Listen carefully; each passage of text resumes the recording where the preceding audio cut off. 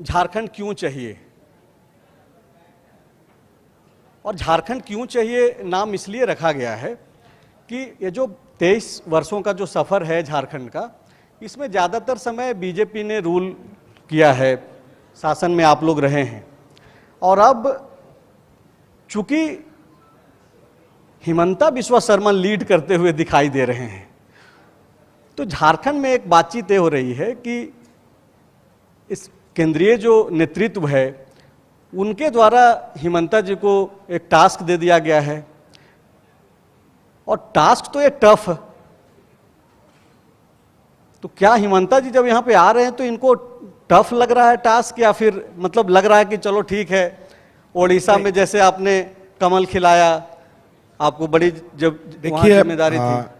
मेरा लगता है कि साधारणतः झारखंड का जनता जी बीजेपी की साथ ही रहना चाहते हैं। मेरा जो 4 महीना का अनुभव रहा, जिससे भी मैं बात करता हूं उनका पहला पसंद बीजेपी है, लेकिन समय का कोई कोई चुनाव का माहौल होते हैं, साथे भी कभी कभी लोगों का मन में होते हैं कि देखो इस बार बीजेपी को ना दो, दूसरा को एक बार देखता हूं। लेकिन इसका जो झारखंड स्टेट का जो डीएनए है, झारखंड का जो सामाजिक वातावरण है और जो लोगों का भाव है, मेरा लगता है ये ट्रेडिशनली एक बीजेपी स्टेट ही है, और मुझको नहीं लगता है कि इसमें बहुत ज़्यादा टाफ है। चुनाव बहुत ज़्यादा टाफ नहीं होगा, हम हमारा लक्ष्य तक जरूर पहुंचेगा। लेकिन अगर हेमंत सोरेन कहते हैं कि आदिवासी सीएम है, इसको आप लोग नहीं पचा पा रहे हैं, तो बीजेपी को झारखंड क्यों चाहिए? देखिए, पहला बात, झारखंड का निर्माण किसने किया था? हमारे ही प्रधानमंत्री अटल बिहारी वाजपेयी जी ने झारखंड को निर्माण किया था। झारखंड को विकास का ओर ले जाने का दायित्व भी अगर सबसे ज्यादा कोई पार्टी का है, ये बीजेपी का है। और बीजेपी और झारखंड का जो संबंध है, ये संबंध ऑर्गेनिक है। असम को बीजेपी ने नहीं बनाया था, उत्तर प्रदेश को बीजेपी ने नहीं बनाया था, लेकिन एक बीजेपी के लिए हमारे जो पार्टी का और झारखंड का डीएनए है, एक है।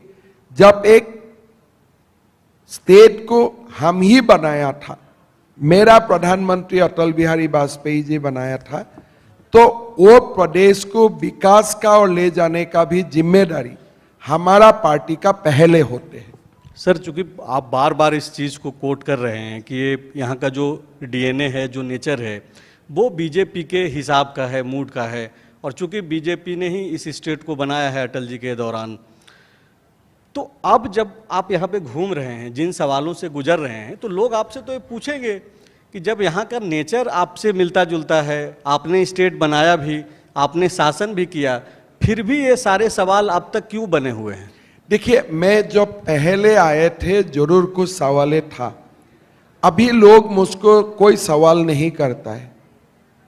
अभी लोगों ये का पार्टी का सवाल नहीं, पार्टी को ही धीरे धीरे लोगों को ये बात समझने में आ चुका है कि बीजेपी जो झारखंड को शासन देते हैं, वो शासन एक सुशासन होते हैं। कोई सारा मुद्दा उठाया जाता है जब बीजेपी सरकार में रहते हैं, लेकिन जो मुद्दा उठाया जाता है जब दूसरा पार्टी सरकार में आते हैं, वो मुद्दा को वो लोग समाधान करने का कोशिश भी नहीं करते हैं। तो लोगों का मन में अभी ये बात स्पष्ट रूप से जा चुका है कि बीजेपी ही झारखंड के लिए सबसे बेस्ट ऑप्शन है। झारखंड स्टेट का 25वां सालगिरह आ रहा है। मेरा मानना है कि अगले 5 साल झारखंड को विकास का एक नया दौर में ले जाने के लिए बीजेपी सब कुछ करेगा। लेकिन आप लोग तो कॉपी पेस्ट में लग गए हैं। मैया सम्मान योजना में वो 1000 दे रहे हैं, आप 2100 का घोषणा कर देखिए, यही बात अगर मैं हेमंत सोरेन जी को बताऊं, 2019 से मैं असम का माँ को 1250 रुपया दे रहा हूं। हर महीना 10 तारीख बैंक का अकाउंट में चला जाते हैं। छत्तीसगढ़ में चुनाव जीतने का बाद आईसीयू जब मैं हूं तब नहीं, जब मैं नवजातक संतान हुआ करते थे उसी समय से मैं मोहतारी वंदना योजना शुरू किया 1000 रुपया का साथ। शिवराज चौहान जी जब मध्य प्रदेश का मुख्यमंत्री रहा, उन्होंने शुरू किया 1250 रुपया बैंक अकाउंट में जाने का सिलसिला। आज जेएमएम किसको कॉपी पेस्ट कर रहा है? हमें बीजेपी को ही तो कॉपी पेस्ट कर रहा है। लेकिन सवाल तो इसीलिए हेमंत सोरेन जी को ये मान लेना चाहिए, जो ये स्कीम का जननी है वही सबसे ज्यादा ये स्कीम को अच्छा से इंप्लीमेंट कर सकता है। हेमंत सोरेन जी से यह संभव नहीं होगा। मतलब आप ये मान रहे हैं कि इस टाइप की जो स्कीम है जिसको लेकर के हेमंत सोरेन और उनकी सरकार क्रेडिट भी लेना चाह रही है, उसको लेकर के बहुत सारी बातें हो रही है, मैया सम्मान योजना को लेकर के, आप स्कीम मान रहे हैं कि अच्छा स्कीम है? नहीं, स्कीम अच्छा है। हाँ। लेकिन 5 साल के लिए स्कीम है, चुनाव का समय लॉन्च करने का ये स्कीम नहीं है। तब तो ये स्कीम एक इलेक्टोरल गिमिपिक बन जाते हैं। मैं जब असम में मुख्यमंत्री बना, आज शपथ लिया, काल से मैंने स्कीम को चालू कर दिया। अरुणोदय नाम है, 3.5 साल हो चुका है। लेकिन सर आप नहीं देखिए, अब नियत सबसे बड़ा बात है। विष्णुदेव साई शपथ लिया, स्कीम को शुरू किया। मोहन यादव शपथ लिया, स्कीम को गति दिया। अभी चुनाव के लिए 2 महीना है। मैया का पब्लिसिटी में जितना पैसा खर्चा हो रहा है, इतना मैया का पास पैसा नहीं जा रहा है। अब 2 महीना एक स्कीम को अब 2 महीना चलाया।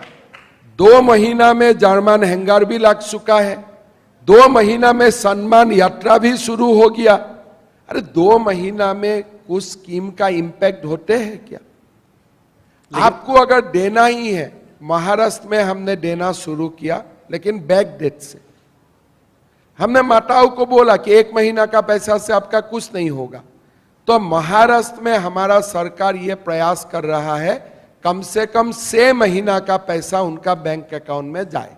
लेकिन समाज में एक तबका ये भी है जो ये सोच रहा है कि सरकार ये हमारे पैसे को फिजूल में खर्च कर रही है। आप सशक्त कर दीजिए लोगों को, लोग अपने पैर पे खड़े हो जाएंगे। देखिए, उसमें आर्गुमेंट है, खाली एक योजना से नहीं होगा। अगर मैं माताओं को मैया दे रहा हूं, हम लोग असम में क्या कर रहा हूं, थोड़ा असम मॉडल को समझिए। पहला, वही माताओं को मैं आयुष्मान भारत का कार्ड दे रहा हूं। वही माताओं को मैं प्रधानमंत्री आवास योजना का मकान दे रहा हूं। वही माँ का बेटी को कॉलेज में एडमिशन लेने से उनका महीना में 1000 रुपया दे रहा हूं। वही माँ का बेटी अगर अच्छा रिजल्ट करे, उनको मैं स्कूटी दे रहा हूं। प्रयास ये होता है कि मैया से आप गरीबों का जो चक्र है वहां से आप बाहर नहीं निकाल सकता है। असम में हम लोग वही बेनिफिशियरी को तमाम सरकारी और स्कीमों से जोड़ा। रिजल्ट क्या हुआ? नीति आयोग का लास्ट आप रिपोर्ट देखिए, असम में हम लोग 80 लाख लोगों को मल्टी डायमेंशनल पॉवर्टी से हमने बाहर करके ले आया। अगर आप मुझको पूछते मैया का इंपैक्ट क्या है, हेमंत सोरेन जी बता नहीं पाएगा। लेकिन आप मुझको पूछे कि अरुणोदय स्कीम का असम में इंपैक्ट क्या है, द नेट इनकम, हमने असम से 80 लाख लोगों को मल्टी डायमेंशनल पॉवर्टी से हम बाहर निकाले। ये नीति आयोग का रिपोर्ट है। तो ये मैया से काम नहीं चलेगा। हम असम में 2 साल में 1.5 लाख नौकरी दिया। कल हमने और एक स्कीम लॉन्च किया कि जो भी युवा है, नौकरी नहीं मिला है, उनको हम 2-2 लाख रुपया दे रहा हूं। जैसे आपका CGL का एग्जाम हुआ, 6 लाख बच्चा एग्जाम दिया, लेकिन मिलेगा तो 5000 को ही नौकरी, बाकी 2000 बाकी बच्चा का क्या होगा? तुरंत हमने फॉलो अप, आपका जैसा नाम फॉलो अप है, हमने तुरंत फॉलो अप स्कीम निकाला कि एक बेटा को हम 2 लाख रुपया दूंगा, 1 लाख रुपया सरकार से राह सहाय्य होगा और 1 लाख रुपया 5 साल का बाद बिना बहस आप सरकार को रिटर्न करेगा और आपको मेरा लक्ष्य होगा सारे बेटा को मैं प्रधानमंत्री मुद्रा योजना से लिंक अप करूंगा। मतलब ये जो फॉर्म भरने वाले बच्चे हैं, एग्जाम देने वाले बच्चे हैं, उनके लिए जो परीक्षा नहीं क्लियर कर पाएगा उनके लिए अभी नया एडवर्टाइज मेरा 5 तारीख को निकालेगा। 75,000 बच्चा को और 2-2 लाख रुपया देने के लिए मैं आपको व्हाट्सएप करके भेज दूंगा। ये तो बहुत अच्छी पहल है। तो क्या हिमंता बिस्वा शर्मा जो लीड कर रहे हैं, लीड करते हुए दिखाई दे रहे हैं, ये जो घोषणा पत्र आपका आने वाला है, ये बहुत अच्छी बात आप कर रहे हैं। इस तरीके के आइडियाज़ पे तो काम होने ही चाहिए कि आप ये बोल रहे हैं कि वो युवा जो फॉर्म भर रहा है, भले ही एग्जाम क्लियर ना करे, जो बच जाएंगे उनके लिए आप एक अलग से स्कीम लाएंगे, उनको चिन्हित करके आप बेनिफिट्स देंगे। देखिए, मैं झारखंड को आसाम का रेप्लिकेशन नहीं बनाना चाहता हूं। झारखंड का अपना एक संस्कृति है, झारखंड का अपना एक गौरवमय परंपरा है।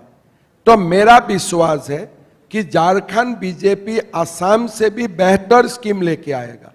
लेकिन मैं ये स्कीम का मेंशन इसलिए किया हूं जी कि आसाम में गरीबों को जो आक्रमण होता है, पॉवर्टी का ऊपर जो अटैक होते हैं, ये खाली मैया नहीं है, it is a composite scheme. जो आपने क्वेश्चन किया, हमने उसको सशक्त बनाने का कोशिश करता हूं।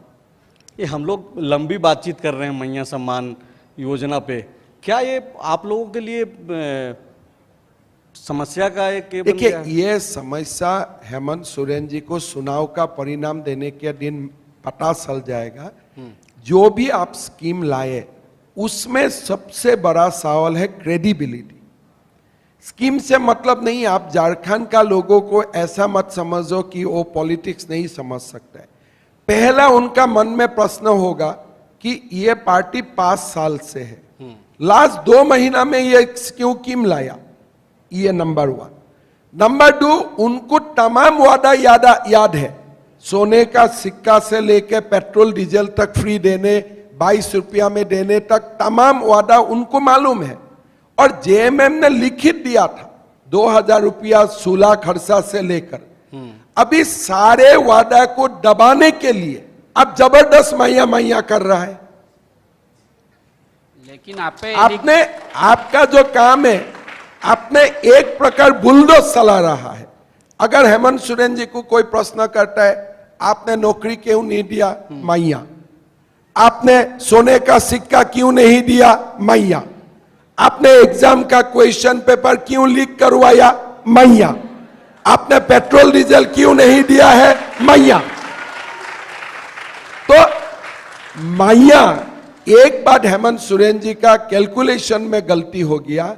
मैया का बात बाद में सोचेगा, मैया पहले अपना बेटा बेटी का बात सबसे पहले सोचेगा।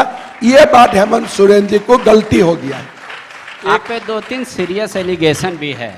एक तो एलिगेशन है कि आप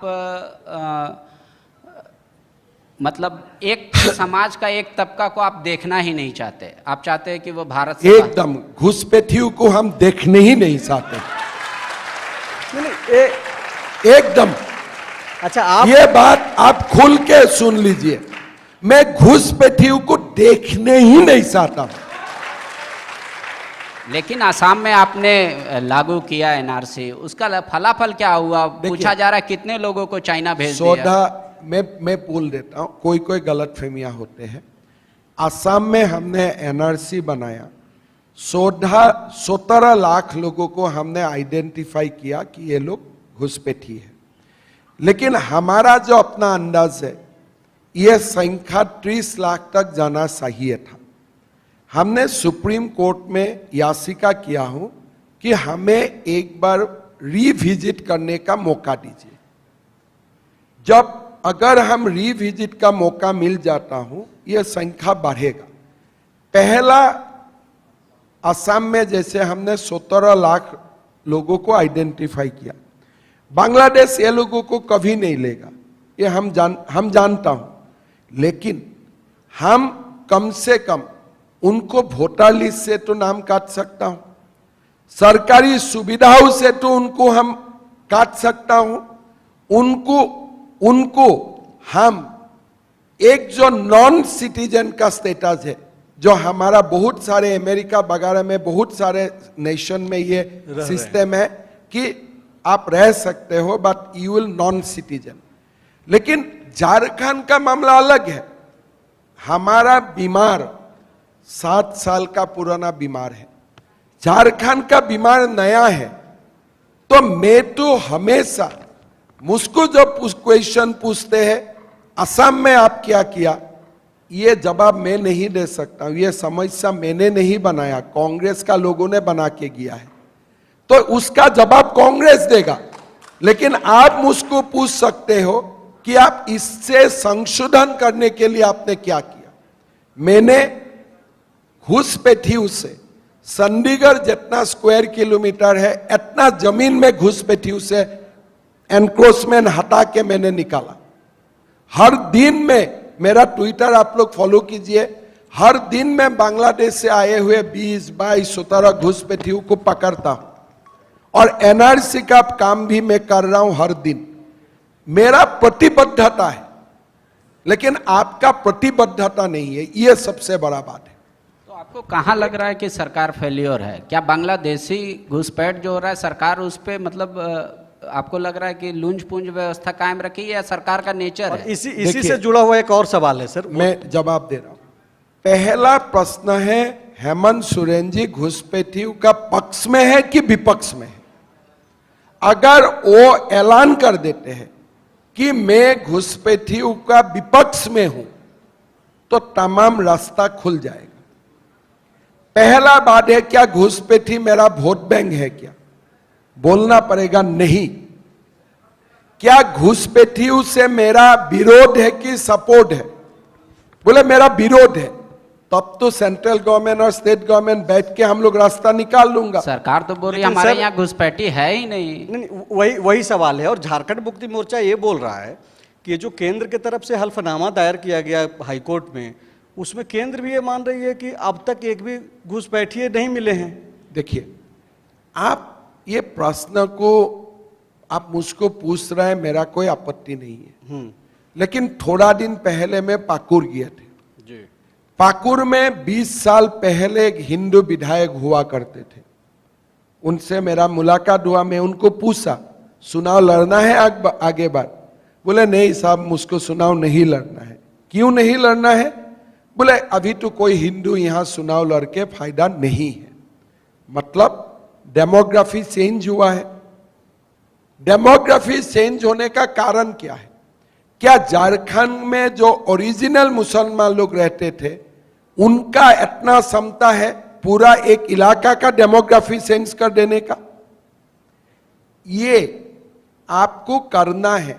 मैं हेमंत सोरेन जी को यही पूछ रहा हूं, एक बार अगर सारे लोग बोल रहा है कि घुसपैठिया है, एक बार आप 2009, 2014, 2019, 2026 का वोटर लिस्ट में आप कंपैरिजन लाइए कि संथाल में ये नया लोग जिसका नाम वोटर लिस्ट में आया, ये लोग कहां से आया?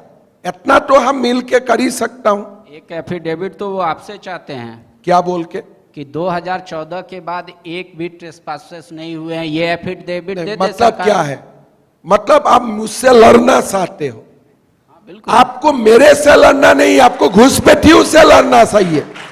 ये लोग तो बोल रहे हैं कि आप बार बार पूछते हो आप क्या किया। अरे आप झारखंडिया है, ये आपका प्रदेश है। मोदी क्या किया नहीं किया, मोदी को जवाब मांगा जाएगा, आपत्ति नहीं है। लेकिन हेमंत सोरेन झारखंड के लिए क्या करके गया है? क्या दूसरे को आप बॉल शिफ्ट कर देगा और उसी में आपका समस्या समाधान हो जाएगा? थोड़ा तो सोचिए। आप शिबू सोरेन जी का बेटा है। मतलब आप ये बोल रहे हैं कि झारखंड के लिए आप अपना पिता ने सर्वस्व त्याग कर दिया था, घुसपैठियों के लिए नहीं, झारखंडियों के लिए उन्होंने संग्राम किया था। क्या आप घुसपैठियों के बहाने मुसलमानों को टारगेट कर रहे हैं? देखिए, क्योंकि ये पूछा जा रहा है कि बीजेपी को और खास करके हिमंता बिस्वा शर्मा को मतलब रह रह करके क्यों सिर्फ मुसलमान याद आते हैं? देखिए, आपको घुसपैठियों का बहाना में मैं मुसलमान को टारगेट कर रहा हूं या मुसलमान का बहाने में मैं घुसपैठियों को टारगेट कर रहा हूं, ये मेरा विषय है। लेकिन आपका विषय ये नहीं, मेरा विषय मेरा रहने दीजिए। आपका विषय सार्वजनिक विषय है सर, आप कुछ भी बोलते हैं तो मेरा व्यू स्ट्रांग है, आप लोग भी जानते हैं, और उसके लिए मैं अपोलोजेटिक नहीं हूं, सबसे बड़ा बात है। दूसरा बात ये बात है कि मेरा व्यू फर्क नहीं पड़ता है। चुनाव का बाद में असम चला जाऊंगा जी, लेकिन झारखंड का जनता का व्यू क्या है? क्या आप घुसपैठियों का साथ रहना चाहते हैं और घुसपैठियों से मुक्त झारखंड आपको चाहिए? यह निर्णय आपको लेना है। मतलब आप इस मुद्दे पे एक जो राय रखते हैं मजबूती से कि ये पॉलिटिकल मसला नहीं है। पिछला भी इंटरव्यू जब मैंने आपसे किया कि ये मसला देश का है। ये मसला देश का है, ये मसला झारखंड का है। 14% to 16% डेमोग्राफी चेंज हो चुका है।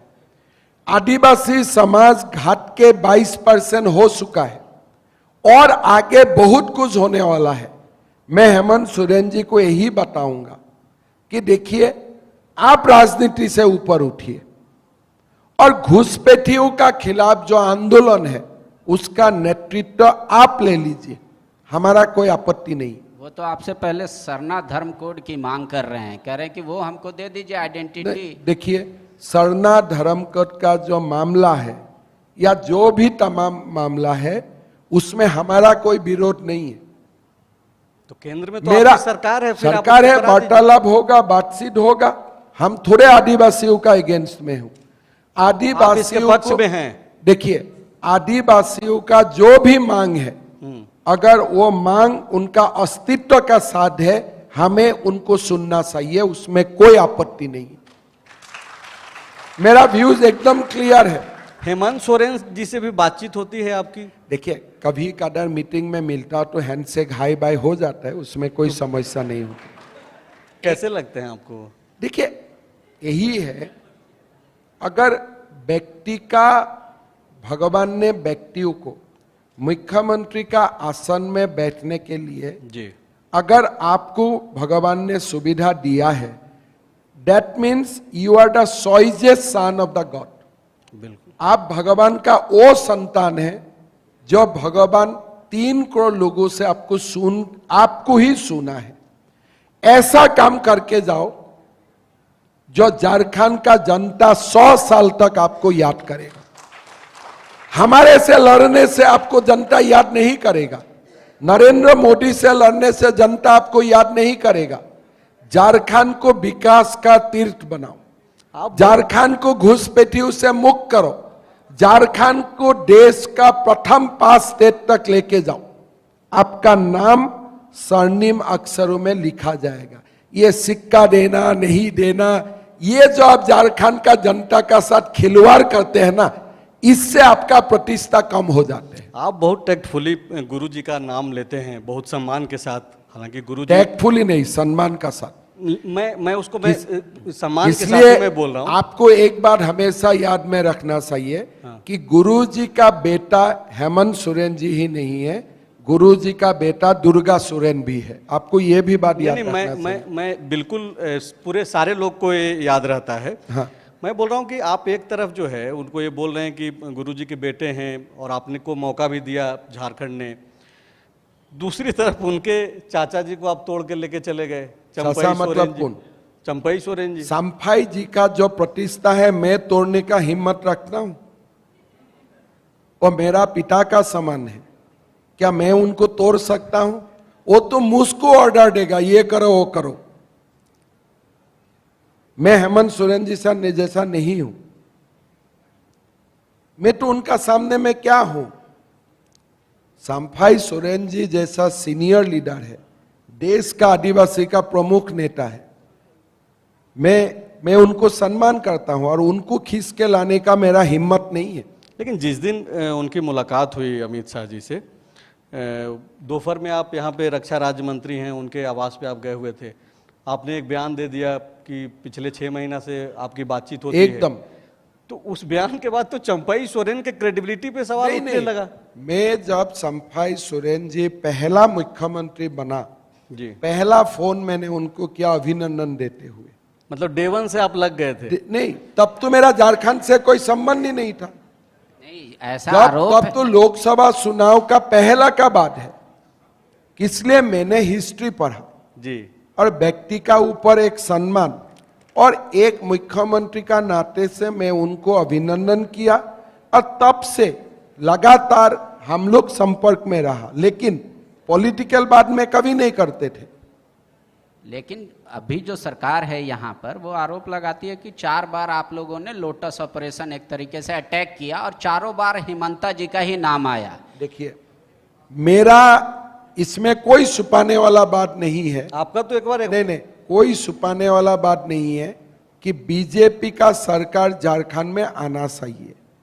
मैं इसका पक्ष में हूं कि जनता का राय से हमारा सरकार बने और वही हमारा काम है। लेकिन आप एक बात देखिए, कांग्रेस जब कोई सरकार गिराता है उनका नाम हैंड ऑपरेशन नहीं होते हैं, उनका नाम भी तो हैंड ऑपरेशन होना चाहिए। शिबू सोरेन जी का किसका साथ सरकार था? बीजेपी का ही साथ सरकार था। तो कैसे वो सरकार कांग्रेस का साथ हो गया? वो क्या हैंड ऑपरेशन नहीं था? वो बात हमें बताइए आप। ज्वाइंट ऑपरेशन भी आप लोग बीच बीच में चलाते रहे। कोई बात नहीं है, जो मेन ऑपरेशन है चुनाव का दिन ईवीएम में ही चलेगा, वो जनता का राय से चलेगा। आप निश्चित होकर रहिए। 2-3 सवाल और हम लोग कर लेते हैं, फिर यहाँ जो जनता आई है वो आपसे सवाल करेगी। एलिगेशंस पे ही बात करते हैं। हेमंत जी और उनकी सरकार और जेएमएम ये कह रही है कि आप जो लगातार सप्ताह में 2 दिन 3 दिन आ जाते हैं झारखंड, आसाम की जनता आपका खर्च उठाती है और आसाम की गलत बात है। मेरा पार्टी मेरा खर्चा उठाता है, असम का जनता से 1 पैसा भी नहीं लिया जाता है। मतलब इसका पेमेंट सरकार नहीं करेगा। मेरा रहने का, मेरा आने का, जाने का खर्चा 100% बीजेपी करेगा। असम सरकार 1 रुपया भी खर्चा नहीं करेगा। एक जो सबसे बड़ा सवाल आपसे जुड़ा हुआ है खास करके झारखंड में, और एक बार मैं बताता हूं, चंपाई सोरेन जी जब मुख्यमंत्री रहा, पहला बार मैं यहां आया, चंपाई सोरेन जी हमें स्टेट गेस्ट डिक्लेयर किया था। मैं विनम्रता पूर्वक उनको बोला, देखिए मैं आपको अटैक करने के लिए आया हूं, आप मुझको स्टेट गेस्ट मत दीजिए, मेरा कोई खर्चा आप मत उठाइए। इसलिए मैं जानता हूं कि ये मेरा पॉलिटिकल दौरा है और उसका साथ सरकार का ना झारखंड गवर्नमेंट का खर्चा होना चाहिए ना असम सरकार का। एक सवाल है जिसका जवाब आप दे चुके हैं, बड़ा तरीके से दिए हैं, मैंने पढ़ा भी है, लेकिन फिर भी मैं चाहूँगा कि फॉलोअप के इस मंच पे भी आप उस चीज़ को एक दोहराएं। एसटी को जो रिजर्वेशन का जो दर्जा की जो मांग रही है, हालांकि यहाँ के आम लोगों की ये मांग है कि जो आसाम में जो चाय बागान में जो लोग रहते हैं, मुख्यमंत्री ने बाकायदा जो हेमंत सोरेन है आपको पत्र लिख दिया। देखिए, इसमें मुझको हेमंत सोरेन जी को सपोर्ट चाहिए। मैं पत्र भी उनको लिख रहा हूं। कल्पना लिख चुके हैं कि आप लिख दिए? मैं ड्राफ्ट कर रहा हूं, थोड़ी बिजी हूं तो भेज दूंगा। कल्पना सोरेन जी उड़ीसा से आते हैं और वो संथाली है, लेकिन वो झारखंड में रिजर्व सीट में इलेक्शन कंटेस्ट नहीं कर सकते। कारण क्या है? मतलब हेमंत सोरेन जी जो न्याय अपना पत्नी को नहीं दे सकता है, क्या वो न्याय मैं अकेला दे सकूंगा? मतलब हमारा संविधान में ये लिखा हुआ है कि आदिवासी वही स्टेट में होगा जो स्टेट का ओरिजिनल निवासी होगा, जहां का ओरिजिन, जहां का होगा। उसका कारण कल्पना सोरेन, सीता सोरेन, ये दोनों महिलाओं को आदिवासी होने का बावजूद यहां में रिजर्व सीट में कॉन्टेस्ट नहीं कर सकते। ये है संवैधानिक मसला। लेकिन कभी भी हेमंत सोरेन जी ने यह डिमांड नहीं उठाया कि ये ज्योग्राफिकल रेस्ट्रिक्शन विड्रॉ कर देना चाहिए। वो तो आदिवासी नेता है जी। आदिवासी का डिमांड पहले कौन उठाएगा? आदिवासी उठाएगा, बाद में हम लोग खड़ा होंगे। तो मैं हेमंत सोरेन जी को पत्र लिख रहा हूं कि आप लोग तमाम आदिवासी नेता भारत सरकार को गुहार लगाइए कि एरिया रेस्ट्रिक्शन उठा दीजिए। बिल्कुल। तब मध्य प्रदेश का जनजाति भी छत्तीसगढ़ में होगा, छत्तीसगढ़ का जनजाति भी झारखंड में होगा, झारखंड का जनजाति भी उड़ीसा में होगा, उड़ीसा और झारखंड का जनजाति को भी असम में जनजाति मर्यादा मिलेगा। लेकिन ये निर्णय मैं नहीं कर सकता हूं, उसमें हो सकता है कि उनका ही विरोध है। तो इसीलिए पहले सैद्धांतिक रूप से जेएमएम ये बात लोगों का सामने बोलना सही है कि एरिया रेस्ट्रिक्शन होना सही है, नहीं सही नहीं चाहिए। अगर एक बार हेमंत सोरेन जी बोल देते हैं कि एरिया रेस्ट्रिक्शन नहीं होना चाहिए, आप मेरा वादा यहां लिख के लीजिए, मैं भारत सरकार से इतना एग्रेसिवली इसको परस्यू करूंगा। कल्पना सोरेन जी भी यहां शेड्यूल ट्राइब सीट में खड़ा होने के लिए उनको भी पावर और उनको भी अथॉरिटी मिल जाएगा। बहुत बड़ी बात बोल रहे हैं हिमंता बिस्वा शर्मा, आसाम के मुख्यमंत्री हैं, और ये बोल रहे हैं कि ये जो चाय बागान का जो मसला है एसटी, लेकिन और दो बात मैं बोल देता हूं जी। एरिया रेस्ट्रिक्शन नहीं हटाया है, फिर भी असम असेंबली ने झारखंडी लोग जो असम में हैं जी, उनको जनजातिकरण करने के लिए हमने प्रपोजल भेजा।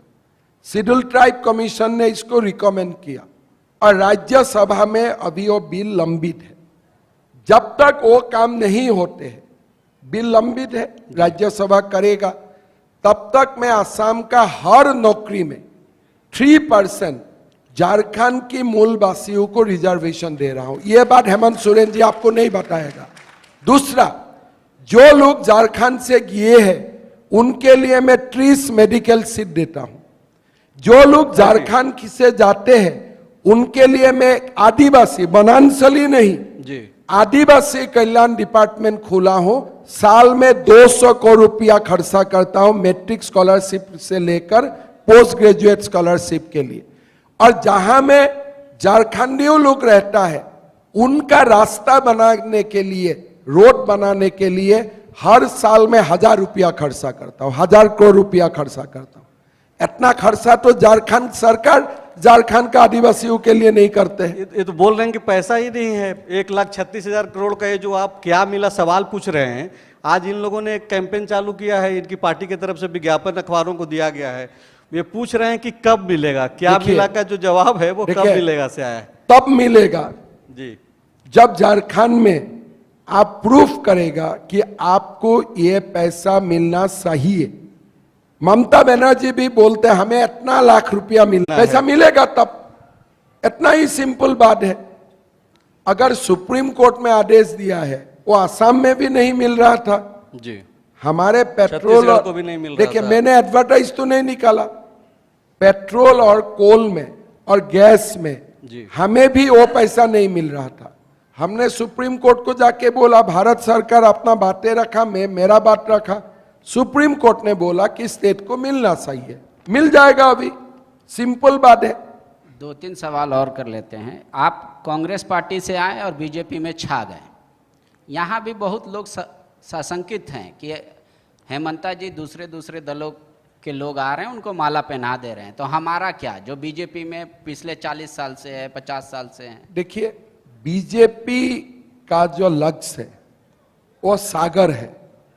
नदियां आके सागर से मिलते ही रहेगा जब तक एक प्रसन्न भारतीय संस्कृति का आधारित हमें एक शासन व्यवस्था नहीं मिलूंगा।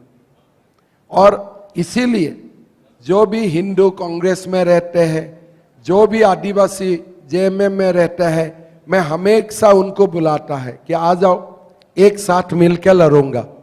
पिछली सरकार ने कुछ ऐसे फैसले लिए थे जिससे संघ नाराज हो गया था, और माना जाता है कि बीजेपी को गद्दी में बैठाने में सबसे अहम भूमिका संघ की होती है। देखिए, इस बार क्या उनका रुख है? यहाँ स्टेट में आपको साथ मिल रहा है। देखिए, संघ एक बड़ा संगठन है, संघ का एक विचारधारा है, और मेरे जैसा व्यक्ति संघ का ऊपर कमेंट देने के लिए ना मैं सक्षम हूं, ना मैं उपयुक्त हूं। तो मैं गठबंधन क्लियर हो गया सर, स्पष्ट हो गया, चूंकि सुदेश जी लगातार मिल रहे हैं आपसे। देखिए, अगला सेशन भी उन्हीं का है, सुदेश महतो जी का। देखिए, जनता दल आसू, अगर आप लोगों में से कोई सवाल करना ये चाहता है तो कृपया हाथ उठाइएगा। जनता दल और आसू हमारा अलायंस में है। पहले अपना परिचय देना सीटों का तालमेल का कुछ इशू है जी। माइक। मेरा लगता है कि फास्ट वीक तक ये रिजॉल्व हो जाएगा। एक सवाल सर दर्शक दीर्घा से आ रहा है, पूछिए जी, ना। सवाल पूछिए। जी नमस्ते, मेरा नाम सुधीर पाल हुआ। सबसे पहले तो मैं आपको बधाई देना चाहूँगा कि आप बहुत अच्छे कम्युनिकेटर हैं और झारखंड में आपने जैसे क्रिकेट की भाषा में हम लोग कहते हैं कि क्यूरेटर, पिच क्यूरेटर, तो आपने एक नैरेटिव गढ़ दिया आप सबको उसी पिच पर बैटिंग करनी। तो मैं उस पर सवाल नहीं कर रहा हूँ, मेरा सीधा सा सवाल ये है कि कुछ दिनों पहले आपने कहा राष्ट्र हित आपके लिए बीजेपी से ज़्यादा बड़ा है। हेमंत जी भी कहते हैं कि आदिवासी हित हमारे लिए सबसे बड़ा है और आप भी कहते हैं आदिवासी हित सबसे बड़ा है। अगर झारखंड के विधानसभा चुनाव में ये स्थिति बनती है तो क्या आदिवासी हितों का ख्याल करते हुए हेमंत जी के बारे आप सोचेंगे मुख्यमंत्री के लिए? उनको बोलना पड़ेगा कि मैं घुसपैठियों का खिलाफ लड़ाई लड़ूंगा, बिल्कुल, तब आप विचार कर लेंगे। तब कोई समस्या नहीं है। ठीक, धन्यवाद। हमारे लिए समस्या घुसपैठी है, हमारे लिए समस्या हेमंत सोरेन नहीं है। बिल्कुल, मुझे लगता है ये साफ मैसेज है कि द्वार खुला हुआ है। दूसरा कोई सवाल? एक मैं क्लैरिफाई कर देता हूं, तमाम लोगों के लिए बीजेपी का द्वार खुला है जो घुसपैठियों का खिलाफ लड़ाई लड़ने के लिए आगे आएगा। धन्यवाद सर, धन्यवाद। दूसरा कोई सवाल अगर लेना चाहे? अच्छा, वो कुछ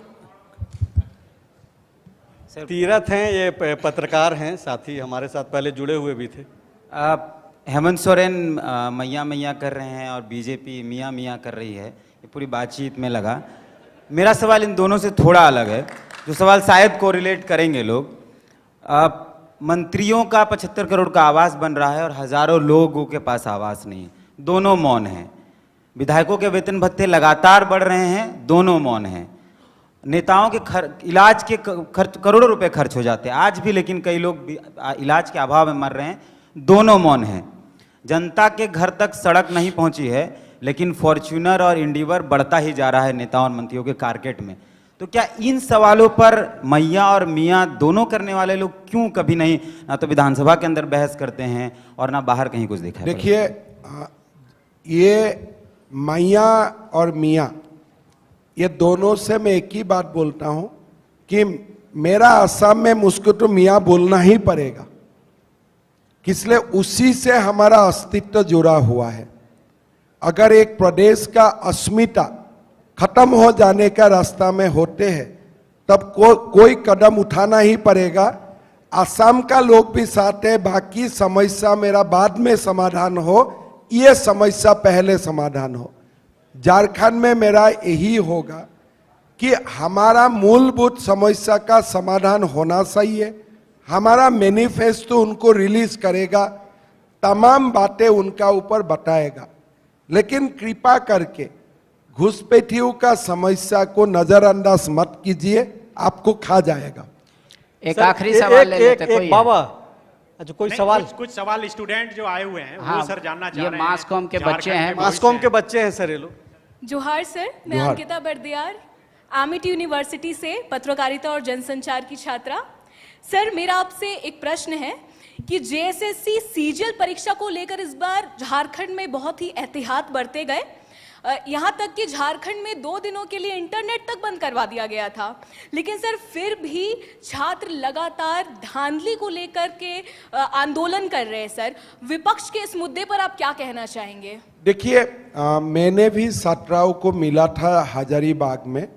ये लोग काफी आक्रोशित है, काफी दुखी है कि क्वेश्चन पेपर लीक किया गया है। मेरा मुख्यमंत्री जी से निवेदन होगा कि छात्राओं को उनको अपना ऑफिस में बुलाना चाहिए। छात्रा जो भी प्रूफ दे रहा है हेमंत सोरेन जी उनको देखना चाहिए और उनका ऊपर उनको स्टेप लेना चाहिए। इसलिए ये जो तमाम छात्रा है ये हेमंत सोरेन जी का ही बेटा बेटी है। अभी आपसे पहले हेमंत जी आए हुए थे, झारखंड सीएम, उनसे भी ये सवाल पूछा गया फॉलोअप्स के जरिए, तो वो बोल रहे हैं कि आयोग स्वतंत्र है और आयोग ये जांच कर रहा है, लेकिन एक एश्योरिटी दे करके गए हैं फॉलो अप के मन से। हालांकि पहली दफ़ा आज वो बोल करके गए यहाँ से कि कोई गड़बड़ी नहीं होगी, हम लोग ध्यान रख रहे हैं। देखिए, ये जो एग्जाम है, लगातार question paper leak, exam cancellation सिलसिला जारी है जी। हेमंत सोरेन जी को आज को ही, इसलिए उनका हाथ में तो और से 7 दिन है, 10 दिन है। मेरा निवेदन होगा, कोई बात में हम लोग राजनीति नहीं करता हूं, मेरा निवेदन होगा हेमंत सोरेन जी 17 को बुलाए अपना ऑफिस में, उनका जो भी बात है उनको शांति से वो सुने और एक पिता होने का जिम्मेदारी निभाते हुए वो निर्णय ले। ये मेरा उनके लिए रिक्वेस्ट हो। एग्जाम के दौरान जैसे इंटरनेट बंद हुआ, बीजेपी ने काफी आलोचना की सरकार की, आपने भी असम में एग्जाम दिया, इंटरनेट बंद कर दिया। मैं जब भी हमारा बड़ा एग्जाम होते हैं हम इंटरनेट बंद करता हूं और हाई कोर्ट में इसका ऊपर केस चला। हाई कोर्ट ने राय दिया कि असम गवर्नमेंट का जो इंटेंशन है ये बहुत ही पायस है, अच्छा इंटेंशन है, इसीलिए हम असम सरकार का सिद्धांत में हस्तक्षेप नहीं करूंगा। आपका अगर इंटेंशन सही है, वही अगर इंटेंशन हेमंत का है तो वो बुरा कैसे है? देखिए, हाई कोर्ट देखता है इंटेंशन क्या है। कभी कभी इंटरनेट इसलिए बंद कर दिया जाता है कि क्वेश्चन पेपर लीक सहज हो, और कभी कभी इसके लिए इंटरनेट बंद किया जाता है कि क्वेश्चन पेपर लीक ना हो। हाई कोर्ट का जो इसका ऊपर कमेंट होता है, मैं उसको ही आपको कोट करता हूं। असम में यह क्वेश्चन हाई कोर्ट तक गया, हमने प्रूफ करके हाई कोर्ट को दिखाया कि हमारा इंटेंशन साफ है, और जो लोगों को नौकरी मिला, असम में बाकायदा टीवी चैनल उनका इंटरव्यू लेते हैं। कोई रिक्शा वाला का बेटा, ठेला वाला का बेटा, ऐसा ही लोग असम में नौकरी मिलते हैं।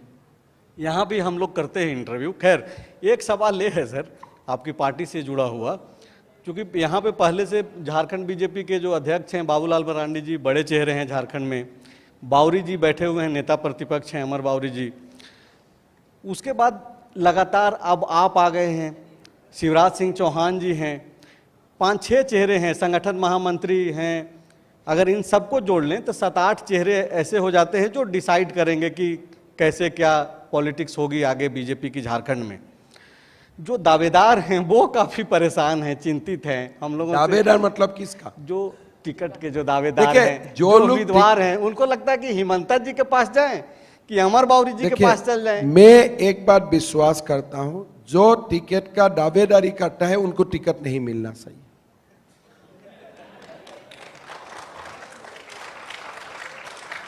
मतलब आप अचानक से किसी को टिकट देंगे? आप हीरे की तलाश कर लेते हैं। ये हमारा पार्टी को वो लेवल तक उठना चाहिए कि कार्यकर्ता का जो भी टिकट मिले वही हमारा नेता है। इसलिए जो भी मेरा पास टिकट मांगने के लिए आते हैं, मैं उनको यही बोलता हूं, भाई नहीं मांगने वाला कहां है, उसको ढूंढ के लाओ।